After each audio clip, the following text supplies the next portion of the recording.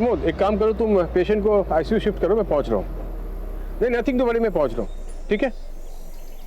शोभा इधर आओ। अरे आओ बाबा आओ।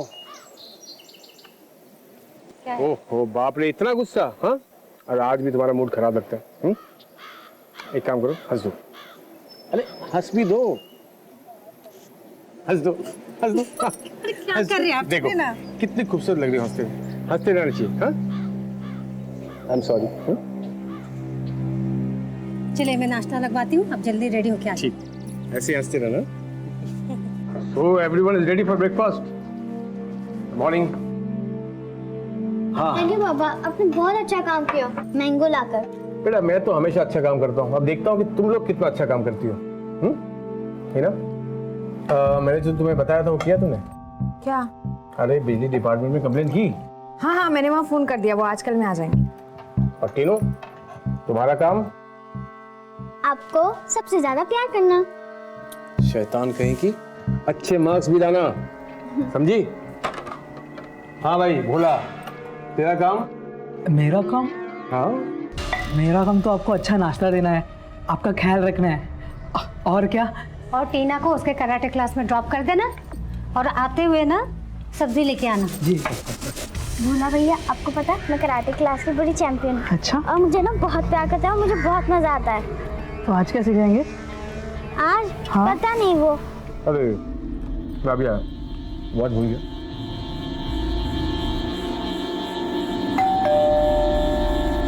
तू नाश्ता कर, शायद बिजली विभाग वाले लोग आए होंगे, मैं देखती हूँ।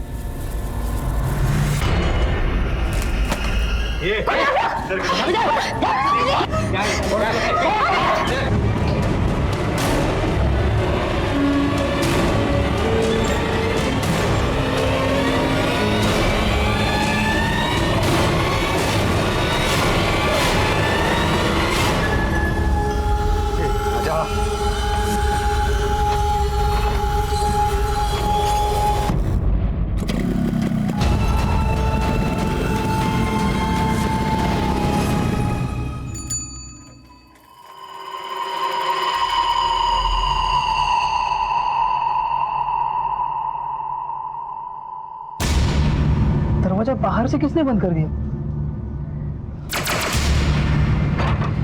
दीदी! साहब!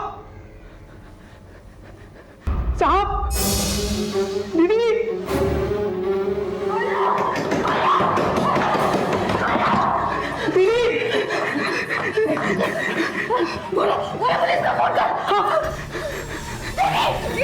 Hello hello police station, hello. हाँ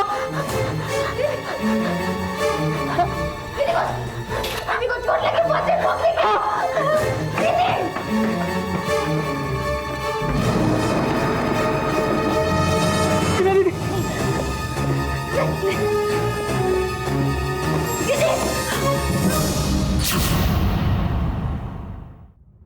एक घर जहां हर तरफ हंसी और मुस्कान खिल रही थी, वहीं कई राज भी पल रहे थे। जहां रिश्तों में गर्माहट थी, वहीं रात की काली परछाई अपनों पे पड़ रही थी।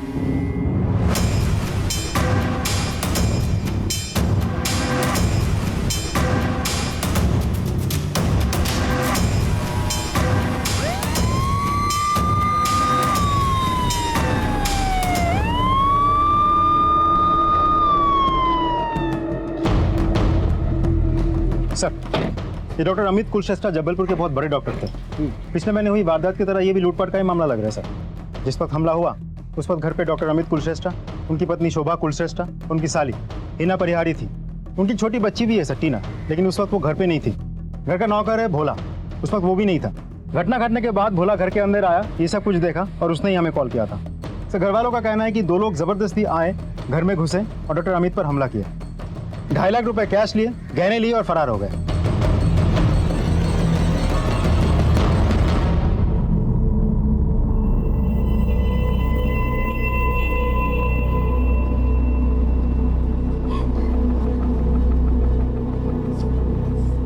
बोला पानी लेकर आओ।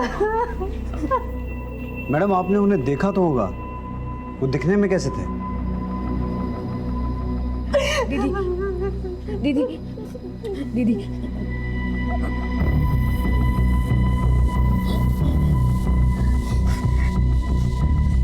पता नहीं सर, उन लोगों ने हेलमेट पहना हुआ था, काला चश्मा था आंखों में और बाकी चेहरा गमछे से ढका हुआ था। मेरे सामने उन लोगों ने आपने बिना देखे ऐसे कैसे दरवाजा खोल दिया?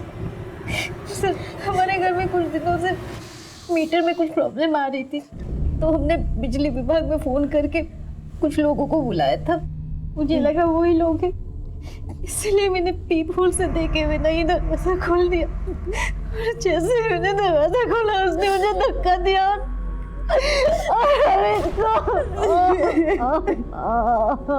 दीदी।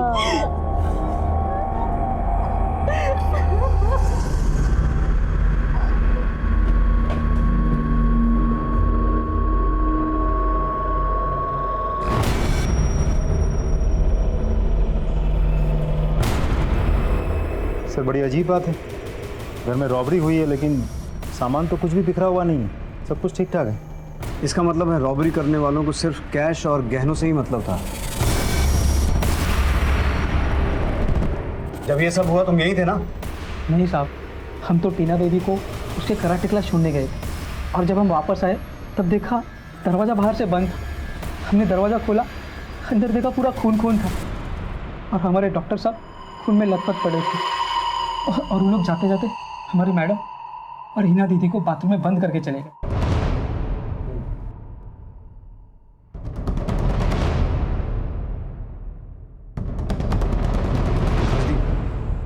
सिर्फ लूट के लिए इनकी बॉडी पर इतने वार क्यों किए गए? सर वार भी तो नौसिखिए तरीके से किया गया है। उनकी साली का कहना है कि चाकू को ऐसे ऊपर से पकड़ के 13 से 14 वार किए गए थे। लेकिन मारने के लिए तो 3-4 बार काफ़ी होता है। Right sir. मुझे ये मामला दुश्मनी या नफरत का लगता है, या फिर जिस किसी ने इस लूट को अंजाम दिया है उसकी ये पहली लूट थी। एनीवेज, पोस्टमार्टम रिपोर्ट से काफ़ी कुछ क्लियर हो जाएगा। आओ।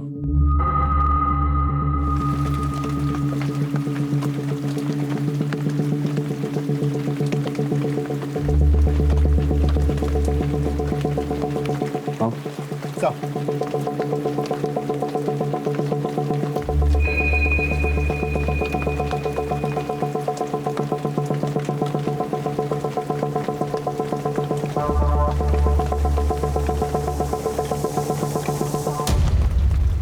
राजदीप, इस सीसीटीवी के अलावा आसपास जितने भी सीसीटीवी हैं सबकी फुटेज निकलवाओ और घर वालों से वो जो गहने चोरी हुए हैं उनके बिल्स या फोटोग्राफ जो भी इंफॉर्मेशन मिले वो कलेक्ट करो।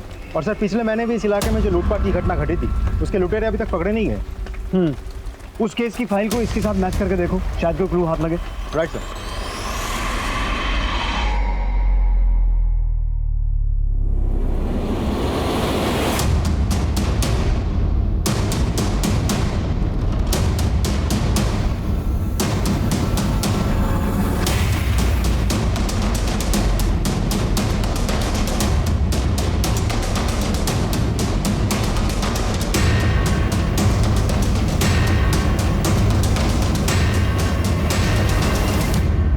राजदीप सर, इस बाइक के नंबर से पता लगाओ ये बाइक किसके नाम पर रजिस्टर्ड है।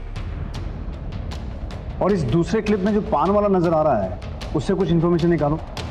Okay sir. सर, ये उन चोरी हुए गहनों के फोटोज।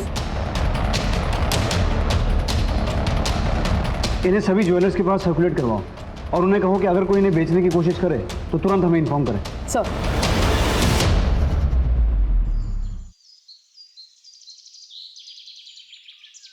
सर उस पान वाले ने जो डिस्क्रिप्शन दिया था उसके हिसाब से हमने ये स्केच बनवाया।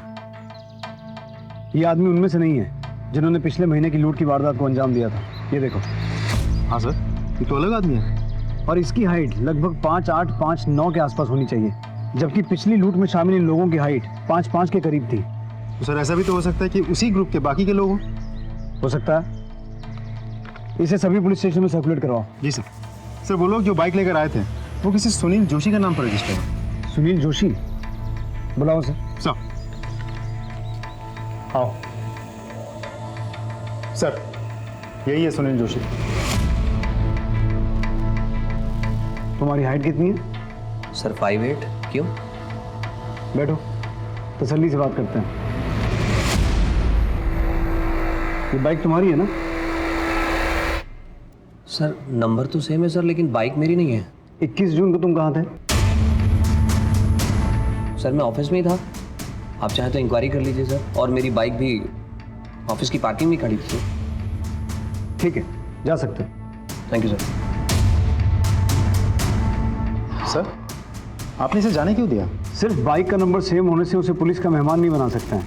लेकिन जो लड़के इस सीसीटीवी फुटेज में दिखाई दे रहे हैं, उनकी हाइट भी 5'8", 5'9" के आसपास की थी। इसके ऑफिस से कंफर्म करो ये सही बोल रहा है कि नहीं। सर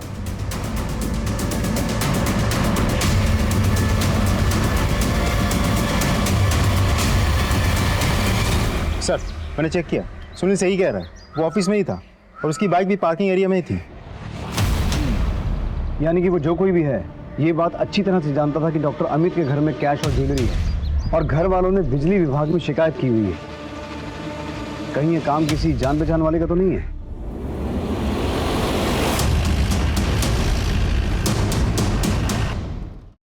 देखिए, हम आपकी हालत समझ सकते हैं, लेकिन आपका बयान हमें मुजरिमों तक पहुंचा सकता है।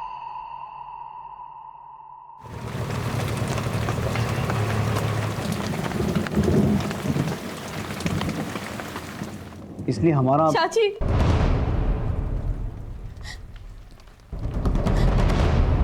चाची,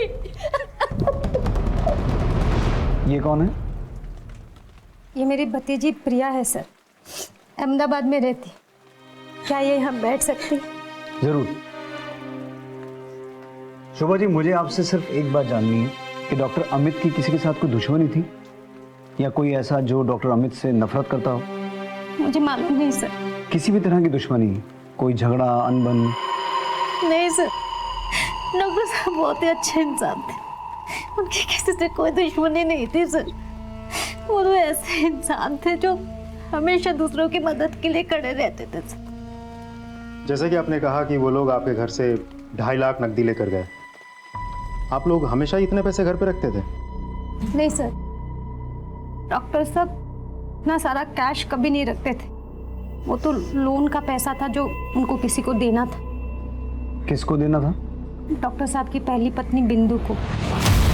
उनको देने के लिए उन्होंने पर्सनल लोन लिया था सर। पहली पत्नी? जी सर। डॉक्टर साहब और मेरी जब शादी हुई थी तो वो तलाकशुदा थी, लेकिन डॉक्टर साहब और बिंदु की बिल्कुल बनती नहीं थी सर। लेकिन ये 7 साल पहले की बात है सर।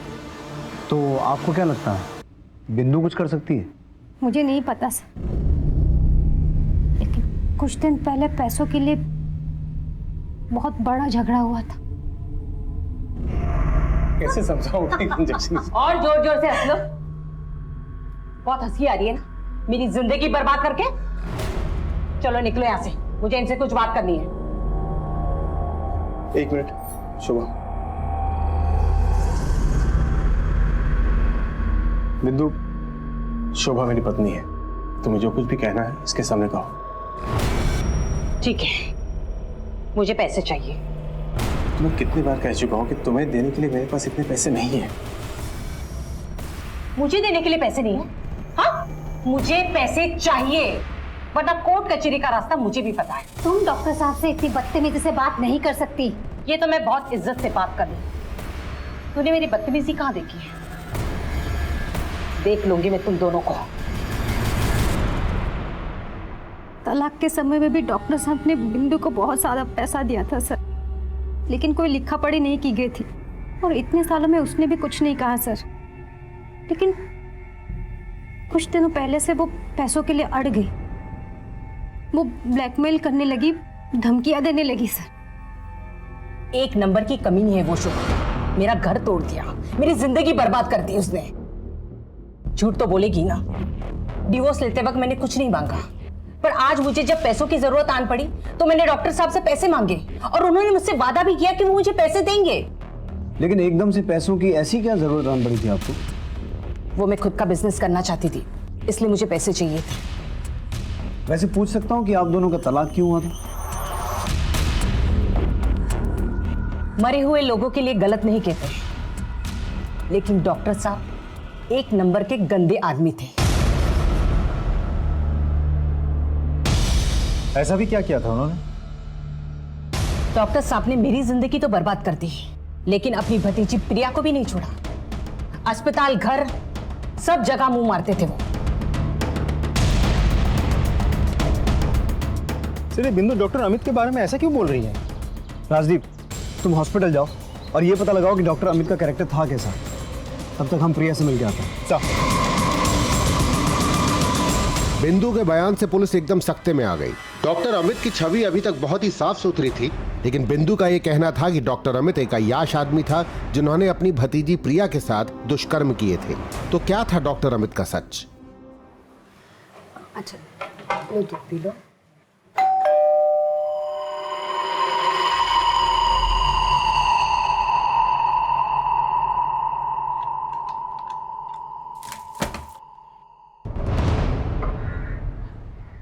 दीदी,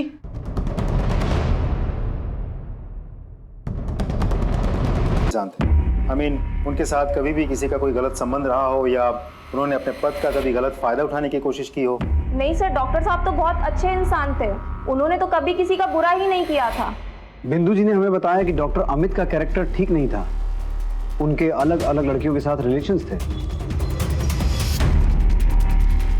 सर मेरे दोनों बच्चों का पढ़ाई का खर्चा उन्होंने उठाया।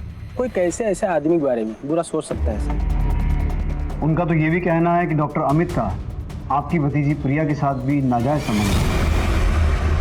नीच औरत है सर। मेरे और डॉक्टर साहब के प्यार से शुरू से जलती थी, और वो प्रिया के बारे में ऐसा कैसे बोल सकती है सर? 11 साल की थी जब डॉक्टर साहब ने उसे घर लाया और अपनी बेटी की तरह पाला है सर। जब प्रिया के माँ बाप की मौत हो गई तो डॉक्टर साहब ने प्रिया को सहारा दिया, लेकिन कुछ लोगों को हर रिश्ते में गंदगी ही नजर आती है। और हॉस्पिटल में डॉक्टर साहब का कहीं किसी के साथ कुछ नहीं चल रहा है सर। आप इतने दावे के साथ कैसे कह सकती हैं? आपको क्या पता कि डॉक्टर अमित हॉस्पिटल में कैसे थे? क्योंकि मैंने 5 साल डॉक्टर साहब के हॉस्पिटल में काम किया है एज ए हेड नर्स। मुझे आपकी भतीजी प्रिया से मिलना है। कितनी कमीनी औरत है वो। मेरे और मेरे चाचा जी के लिए ऐसे कैसे कह सकती है वो? एक अनाथ को एक बाप की तरह प्यार किया था उन्होंने, और कोई कुछ भी कहे आपको शर्म नहीं आई मुझसे इस तरीके के सवाल करते हुए? क्या पुलिस वाले किसी से कुछ भी सवाल करेंगे? देखिए मुझे कुछ नहीं सुनना, निकल जाइए आप लोग यहाँ से।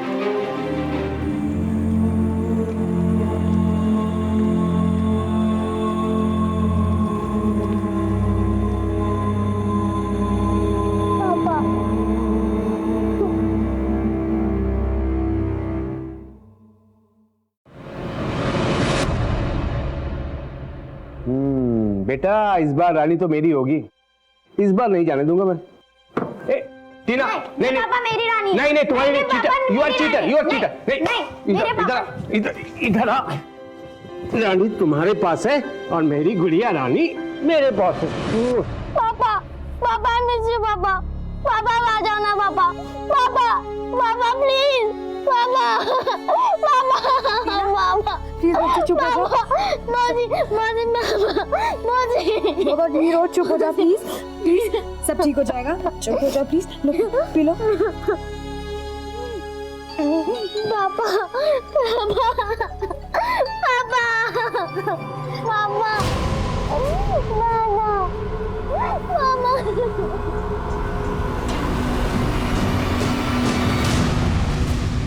राजदीप, पिछले महीने जो लूट हुई थी उसकी कोई इन्फॉर्मेशन हाथ लगी है? सर हम पूरी कोशिश कर रहे हैं। सर ये डॉक्टर अमित की postmortem report. Sir doctor Amit के गले और सीने पे 13 वार किए गए थे, लेकिन पोस्टमार्टम रिपोर्ट में डॉक्टर ने यह मेंशन किया है कि शुरुआत के 3 या 4 वार में ही डॉक्टर अमित मर गया था, फिर भी वो उसे मारता रहा। अब तो मुझे पक्का यकीन है ये लूट के लिए किया गया कत्ल नहीं था। कोई तो है जो डॉक्टर अमित से नफरत करता है। इसे लूट की शक्ल देने की कोशिश तो की गई है, लेकिन असली मकसद डॉक्टर अमित की हत्या ही थी। सर एक और बात, हिना ने हमसे कहा था कि उसने उस दिन बिजली विभाग में कॉल किया था, लेकिन हमारे इंक्वायरी के हिसाब से डॉक्टर अमित के घर की कोई भी कंप्लेंट बिजली विभाग में दर्ज ही नहीं है। और हिना के कॉल रिकॉर्ड्स के हिसाब से भी उसने बिजली विभाग में कॉल किया ही नहीं था। तुमने बताया था कि तुमने बिजली विभाग में शिकायत दर्ज करवाई थी और वहां से कोई आने वाला था, लेकिन जब हमने पता किया तो वहां तो ऐसी कोई शिकायत दर्ज ही नहीं हुई है। क्या तूने बिजली विभाग में शिकायत नहीं की? बोलो। सब मेरी वजह से हुआ है। मैंने कॉल नहीं किया था। जीजू ने मुझसे कहा था कॉल करने के लिए, पर मैं उस वक्त किताब पढ़ रही थी और मेरे ध्यान से ही निकल गया। फिर दीदी ने भी कहा था फोन कर लेना, पर मैंने सोचा मैं बाद में कर लूंगी। और जब जीजू ने दोबारा मुझसे पूछा तो मैंने कह दिया हाँ मैंने कॉल कर लिया है। और मैं कॉल करती उसके पहले ही सब कुछ हो गया। तो ये बात तुमने पहले क्यों नहीं बताई? सर मैं बहुत घबरा गई थी।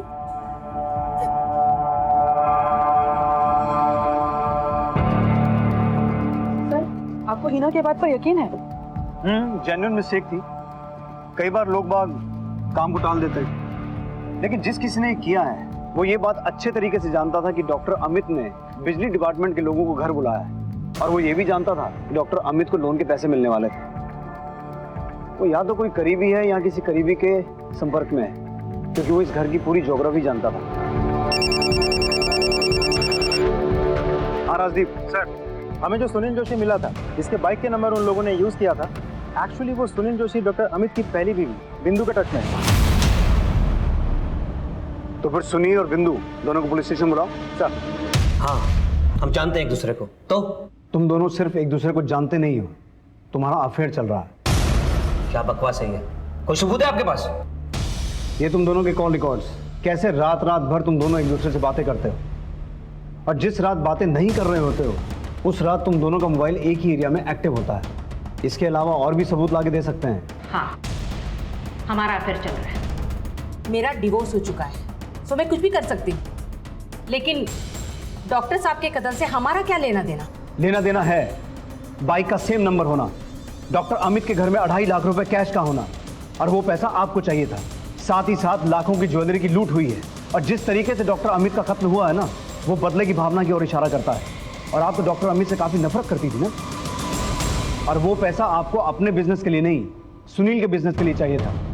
इसलिए जैसे ही आपको पता चला कि डॉक्टर अमित के घर में लोन का पैसा आ गया है, आपने दिन दहाड़े उनके घर में घुसकर उनका कत्ल किया, और साथ ही साथ वो कैश और वो ज्वेलरी लूट ली। डॉक्टर अमित को मैं क्यों मारूंगी जब वो खुशी से मुझे पैसे देने के लिए तैयार थे? बिंदु जी, ये भी तो हो सकता है कि उन्होंने आपको टालने के लिए पहले हाँ बोल दी हो और बाद में उनका मन बदल गया, और जब आपको ये बात पता चली तो आपने गुस्से में आकर ना सिर्फ उनका कत्ल किया, बल्कि वो कैश और ज्वेलरी लेकर वहां से फरार हो गए। मैंने ऐसा कुछ नहीं किया, और ये बकवास अपने पास रखी, समझे? इंस्पेक्टर साहब, आप बिना किसी सबूत के इन्हें हाथ नहीं लगा सकते। हम क्या क्या कर सकते हैं आपको अंदाजा भी नहीं है। ठीक है, पहले सबूत लेके आइए, बाद में जो करना है वो कीजिए। चलिए। सर, जब आपको पहले से डाउट था कि सुनील और बिंदु ने ये सब कुछ किया होगा, तो आपने उन्हें जाने क्यों दिया? सर, रिमांड में लेते सारा सच उगल देता। राजदीप, तुमने कभी शतरंज खेली है? जी सर। शतरंज के खेल में अक्सर हमारी नज़र वजीर, घोड़े, हाथी और ऊंट पर होती है, लेकिन अगर सामने वाला खिलाड़ी शातिर है तो वो इसी बात का फायदा उठाकर अपने प्यादों से ही चेकमेट दे देता है। तो मेरी नज़र उस वजीर पर नहीं बल्कि उन प्यादों पर है जिन्होंने बिसात बिछाई है। समझा सर। जिस किसी ने डॉक्टर अमित का मर्डर किया है वो सुनील और बिंदु के संबंध के बारे में बहुत अच्छे से जानता था। उसने बड़ी चालाकी से सुनील की बाइक को वजीर बनाकर हमारे सामने खड़ा किया और पीछे से अपनी चाल चल गया। डॉक्टर अमित के घर लोन के पैसे रखे हुए थे, उनके घर बिजली विभाग से लोग आने वाले थे। ये सब कुछ इत्तेफाक नहीं हो सकता, ये एक जाल है जो बड़ी चालाकी से बुना गया है। सर मैंने चोरी की ज्वेलरी की सारी पिक्चर्स सारे सुनार में डिस्ट्रीब्यूट कर दी थी, इनकेस कोई उसे बेचने आए। तो आज जबलपुर के बाहर के एक शॉप से मुझे कॉल आया है, कल कोई वहाँ इस इयरिंग सेट को बेचने गया था। वो सुनार ने इन बालियों को पहचान लिया और उसने उस आदमी से ये कहा कि वो चोरी का सामान अपने शॉप में नहीं खरीदा क्योंकि वहाँ पे CCTV कैमराज लगे हैं। और उस सुनार ने उस आदमी को आज शाम को अपने घर के बाहर बुलाया है। Very good.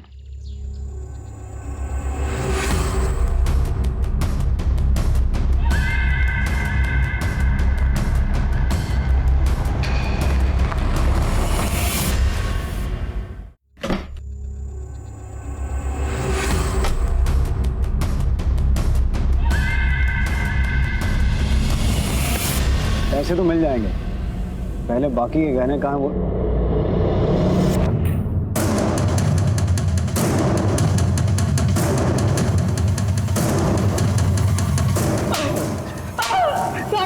मैंने कुछ नहीं किया, मैंने कुछ नहीं किया। बोल, सच बोल। हाँ बता दो सब। उस दिन जब कांड हुआ तब हिना दीदी ने कहा,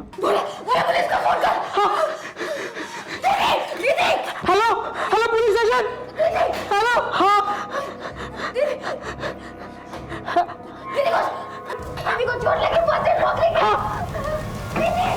और फिर ऊपर दवाई का डिब्बा लाने चले गए और जब आ रहे थे तब हमें वो झुमके दिखाई दिए।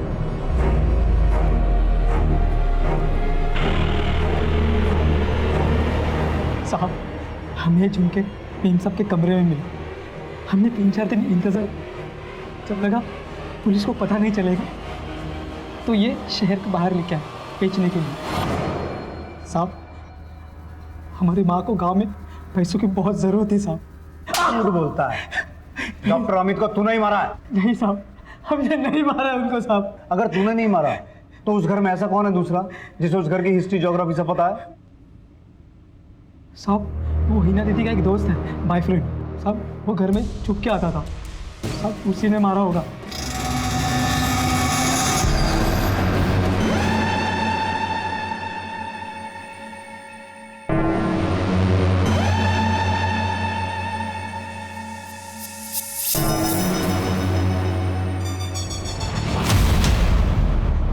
साहब वही लड़का उसके अगले दिन भी आया था दोपहर में डॉक्टर साहब से मिलने।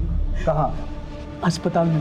सर मैं हिना से प्यार करता हूँ और हिना भी मुझसे प्यार करती है। हम दोनों एक दूसरे से शादी करना चाहते हैं। तेरी औकात नहीं है हिना से प्यार करने की, समझा? निकल निकल।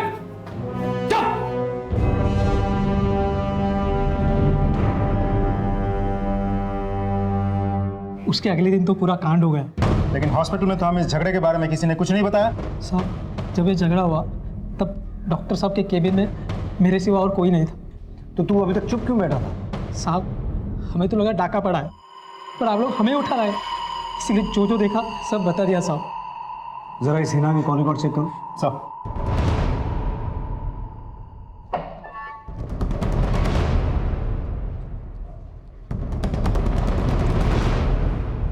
सर, हो सकता है भोला सही कह रहा हो, क्योंकि हिना अक्सर ध्रुव नाम के एक लड़के के साथ फोन पे बात किया करती थी और उस दिन भी हिना ने ध्रुव के मोबाइल पे फोन किया था, बिजली विभाग में नहीं। और जिस दिन डॉक्टर अमित के घर पे हमला हुआ उस दिन इस ध्रुव के मोबाइल की लोकेशन डॉक्टर अमित के घर का ही है। सर आप बताएंगे हिना को यहाँ क्यों बुलाया है? हम कुछ नहीं बताएंगे, अब जो भी बताएगी वो हिना बताएगी। बोलो हिना। 21 जून को तुमने बिजली विभाग में फोन नहीं किया था, बल्कि तुमने किसी और को फोन करके अपने घर बुलाया था। किसे फोन किया था?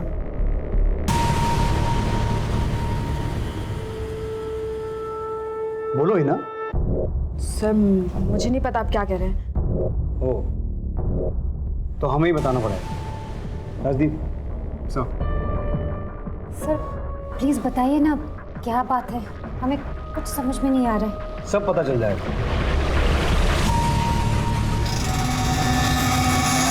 ध्रुव, ये कौन है सर? जैसा कि हिना ने बताया, ये ध्रुव है, हिना का बॉयफ्रेंड। 21 जून को हिना ने ध्रुव को फोन करके अपने घर बुलाया था। यार तेरा जीजू तो मेरी मानने वाला है नहीं, ऊपर से मुझे बेइज्जत करके भी निकाल दिया। मैंने तो तुम्हें कहा था ना, जीजू से बात करके कुछ नहीं होगा।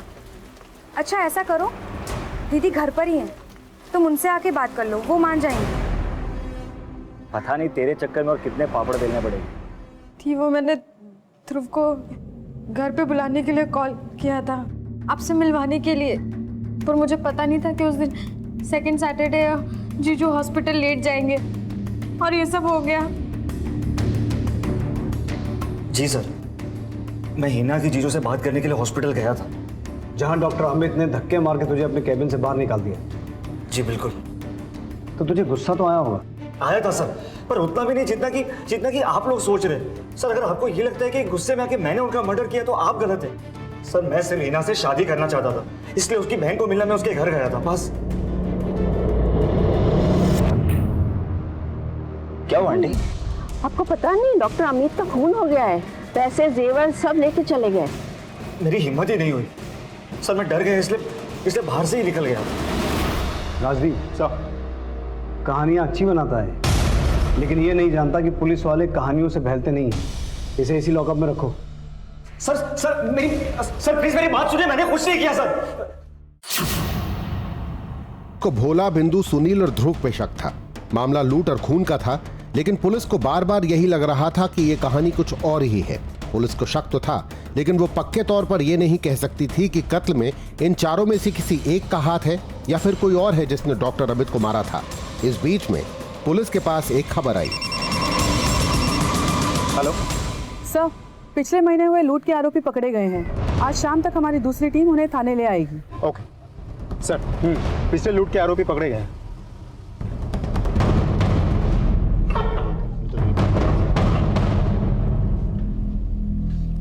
21 जून की दोपहर गीता कॉलोनी जबलपुर में एक डाका डाला गया था, ठीक उसी तरीके से जैसा तुमने 1 महीने पहले डाला था। इन लोगों ने भी हेलमेट पहने हुए थे, सनग्लासेस चढ़ाए हुए थे और चेहरे पे गमछा बांधा हुआ था। जी नहीं साहब, उस लूट में लोगों ने हमें मार मार के हमारा हेलमेट तोड़ दिया और हमारा चेहरा देख लिया। स्केच देखो, तुम्हारे ग्रुप का आदमी है ये? जी नहीं साहब, ये मेरे गिरोह का नहीं है। हम कैसे मानने कि तू सच बोल रहा है? हो सकता है तो अपने साथी को बचाने की कोशिश कर रहा। जी नहीं साहब, हम उस लूट के बाद जबलपुर से बाहर चले गए थे और रायपुर में हम अंडरग्राउंड हो गए। सर, हमने अपनी पूछताछ वेरीफाई किया है, ये सही कह रहा है। Suspect number 1 Sunil Joshi. Doctor Amit के घर जो लूट हुई थी और उस लूट में जो बाइक इस्तेमाल हुई थी, उस बाइक का नंबर इसकी बाइक से मैच करता है। सस्पेक्ट नंबर 2 बिंदु, इसे डॉक्टर अमित से लोन के पैसे चाहिए थे। सस्पेक्ट नंबर 3 भोला, ये सोने के झुमके बेचता हुआ पकड़ा गया। राजदीप, एक ही तरह की 2 वारदातें हुई हैं और दोनों का मोडस ऑपरेंडी ऑलमोस्ट सेम है। पिछले महीने जो वारदात हुई थी उसके दोनों एक्यूज्ड हमारी हिरासत में हैं, लेकिन उनका कहना है कि डॉक्टर अमित के घर जिन लोगों ने वो वारदात को अंजाम दिया वो इनके गैंग के नहीं है। और जिन लोगों ने डॉक्टर अमित के घर हुई लूट को अंजाम दिया था वो पान वाले से डॉक्टर अमित के घर का एड्रेस पूछ रहे थे। आखिर ये माजरा क्या है? तुम बाइक लाए हो? Yes sir. चलो।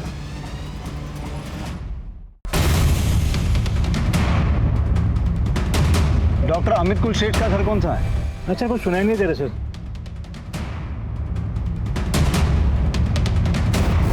डॉक्टर अमित कुलश्रेष्ठ का घर कौन सा है? आगे।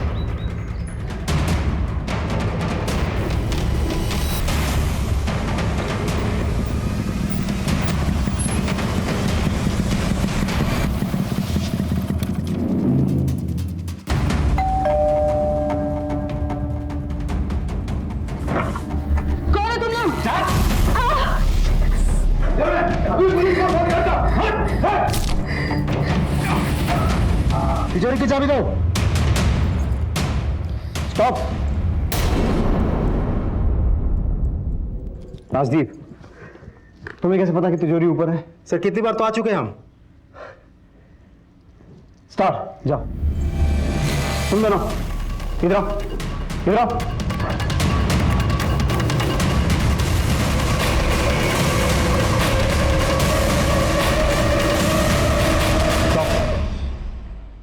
राजदीप, तुम्हें कैसे पता कि कौन सी चाबी है?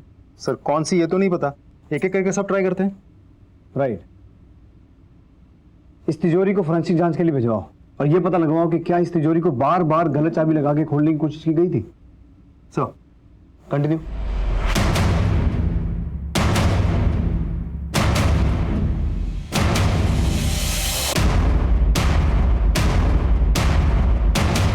अभी तक सारी चाबियां तो लगा ली होंगी ना? Yes sir. Count 3 and come down. Sir चलो। 1 2 3 स्टार्ट। तुम अंदर चलो, अंदर चलो दोनों। मैं नहीं जाऊंगी। अंदर जाओ। मैं नहीं जाऊंगी। चलो। Stop. Sorry to bother you, लेकिन ये रिक्रिएशन हमारे लिए बहुत जरूरी था। Thank you. आ जाओ।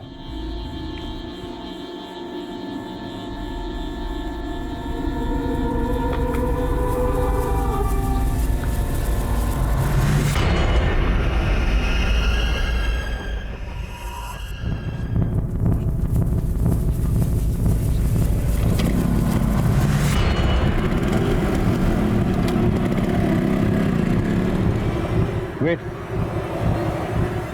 20 मिनट, चलो।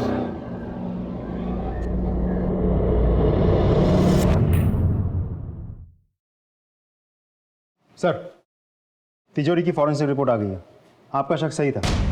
तिजोरी में चाबी जबरदस्ती घुसाई नहीं गई थी। मतलब उन लुटेरों को पता था कि सही चाबी कौन सी है। हमारी एक्सरसाइज के हिसाब से हमें उस वारदात को अंजाम देने में 20 मिनट लगे थे, जबकि सीसीटीवी फुटेज के हिसाब से लुटेरे 13 मिनट में अपना काम करके वहां से निकल गए थे। राजदीप, हमने इन सब से बात की। बिंदु और सुनील का कहना है कि उन्हें घर के अंदर का कुछ नहीं पता था। वही ध्रुव का भी कहना है कि उसे घर के अंदर की पूरी जानकारी नहीं थी। हालांकि मुझे इसकी बात पर पूरा यकीन नहीं है। अब बचे ये चारों जो घर से अच्छी तरह से वाकिफ थे। ये कांड इनमें से किसी ने किया है या करवाया है। Good news sir. सर, ये रहे शोभा और प्रिया के कॉल रिकॉर्ड्स। शोभा लगातार प्रिया के टच में थी, लेकिन मर्डर के 2 दिन पहले से प्रिया का फोन बंद था। लेकिन इस नंबर से शोभा को लगातार कॉल्स आ रहे थे। ये नंबर यहीं जबलपुर में बेड़ा घाट के पास एक होटल का है। और सर 3 दिन बाद प्रिया का फोन यहाँ जबलपुर में ऑन हुआ। Very interesting. चलो होटल।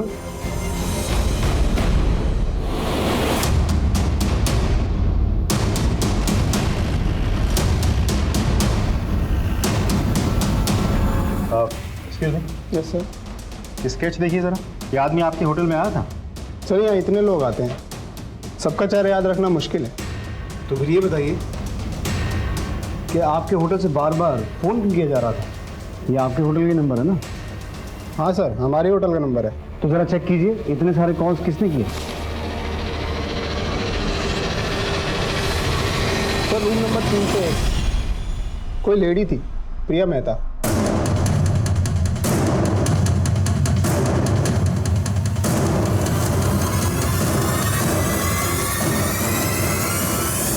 अब शुरू करो, मुझे ये कहानी शुरू से सुननी है।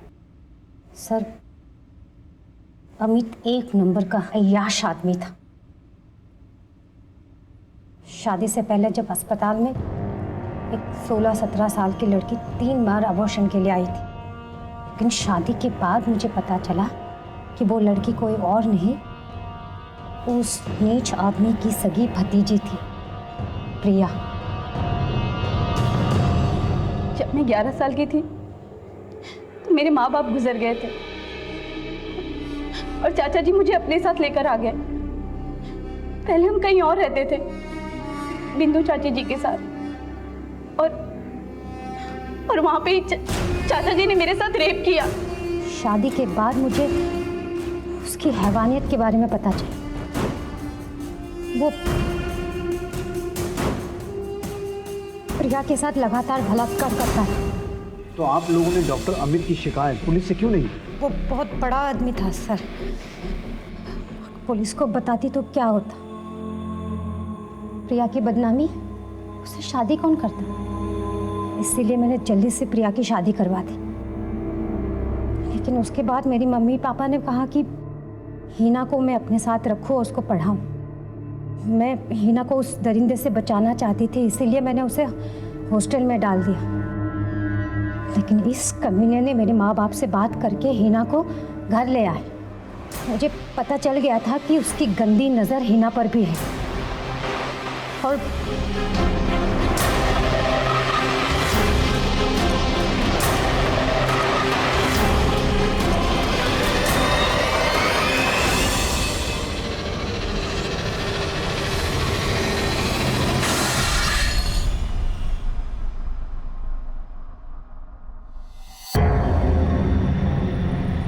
शोभा चाची ने मुझे कॉल करके बताया कि चाचा जी की बुरी नज़र अब हीना के ऊपर है। इसीलिए मैंने सारी बात अपने पति को बता दी और उन्होंने अपने 2 दोस्तों के साथ मिलकर उस दरिंदे को मार दिया।